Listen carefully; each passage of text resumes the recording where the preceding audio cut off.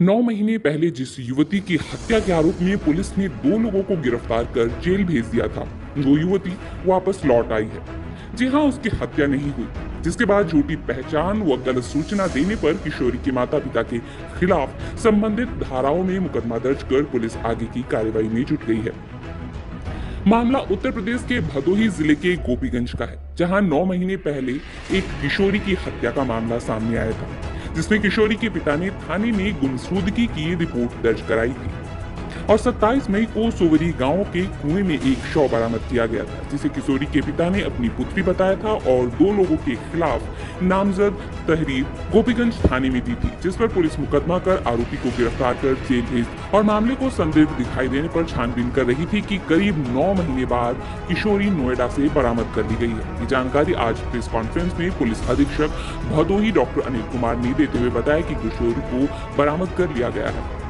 श्याम किशोर पांडे ने 16 मई 2022 को लिखित सूचना दी थी कि उनकी नाबालिग बेटी उम्र करीब 17 साल 14 मई 2022 को घर से शौच के लिए निकली थी, लेकिन वापस नहीं आई। मामला दर्ज होने के बाद अकृता को बरामद करने के लिए पुलिस अभियान में जुट गई थी और 27 मई 2022 को ग्राम मनोहरपुर के सिवान थाना ऊंज स्थित कुएं से अज्ञात लड़की का शव बरामद हुआ था।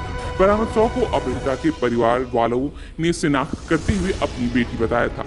घटना के संबंध में श्याम किशोर पांडे द्वारा अपनी पूर्व रंजिश के कारण 2 व्यक्तियों विष्णु कहार कस्तूरीपुर थाना सूर्यावा और प्रदीप कुमार चकमंदाता थाना गोपीगंज को नामजद किया गया था। मृतका का शव पूर्ण रूप से पहचान में नहीं आ रहा था। शव पहचान में संदेह होने के कारण उसके माता पिता के ब्लड सैंपल को डीएनए परीक्षण के लिए गोरखपुर भेजा गया था।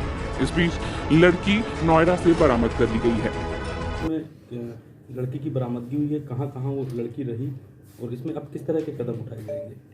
लगभग 1 साल पहले गोपीगंज थाने में एक 16-17 वर्ष की बच्ची की गुमशुदगी लिखी गई थी और जिसको बाद में एफआईआर में तरमीम किया गया था परिजनों की तहरीर के आधार पर। उसके बाद एक 7-8 दिन बाद एक लगभग उसी उम्र की डेड बॉडी एक कुएं में एक बच्ची की भदोही जनपद में ही बरामद हुई थी।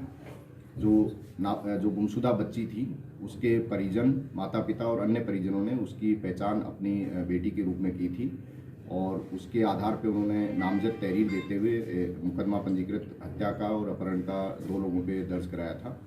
उस समय जो परिस्थितियां थी और जो साक्ष्य थे उसके हिसाब से उन दोनों को जेल भेज दिया गया था, लेकिन उसमें जो परिजन थे बच्ची के उनकी गतिविधियां कुछ संदिग्ध थी, जिस वजह से लगातार पुलिस उन पर नज़र रखे हुए थी और संदेह होने पर इलेक्ट्रॉनिक साक्ष्य और बाकी जो साक्ष्य थे उनके आधार पर जब पुलिस को शक हुआ तो उस पर लगभग 2-3 महीने से टीम इस पर काम कर रही थी।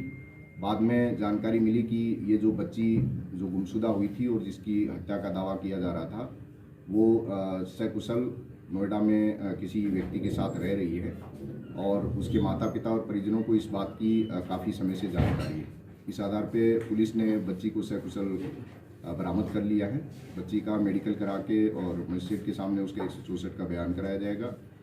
जो माता पिता हैं उनके ऊपर साक्ष्य छुपाने, गलत साक्ष्य देने और गलत साजिश रचकर गलत लोगों पे मुकदमा दर्ज कराकर जो साजिश करी गई है उसके संबंध में उनके ऊपर धारा 182, 194, 201, 211 और 344 आईपीसी की धाराओं में उनके ऊपर अभियोग पंजीकृत किया जा रहा है।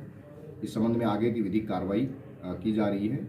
जो बच्ची का शव मिला था उसकी पहचान का प्रयास किया जा रहा है ताकि उसमें जांच आगे बढ़ सके। अच्छा, ये लड़की अपने घर से गई क्यों थी, क्या इसका क्या कारण था? अभी तक की पूछताछ में बच्ची ने जो बताया है कि वो माता पिता की प्रताड़ना से तंग थी और इसलिए उसने वो घर से बिना किसी को बताए और बिना किसी की मदद के अकेले चली गई। सर, किस तरह से तंग थी, मतलब कारण उसका स्पष्ट तौर पे क्या कारण था? उसका कहना था कि माँ जो है उसको टोका टाकी करती है और प्रताड़ित करती है, बात बात पे मारना, पीटना, रोकना, टोकना, इस तरह की शिकायतें उसकी थी। उसकी जब शादी भी लगभग तय थी तो क्या उससे संबंधित भी कोई प्रकरण था क्या उसकी? बच्ची का कहना था कि उसकी शादी तय नहीं, जो बताया जा रहा है उस हिसाब से उसकी शादी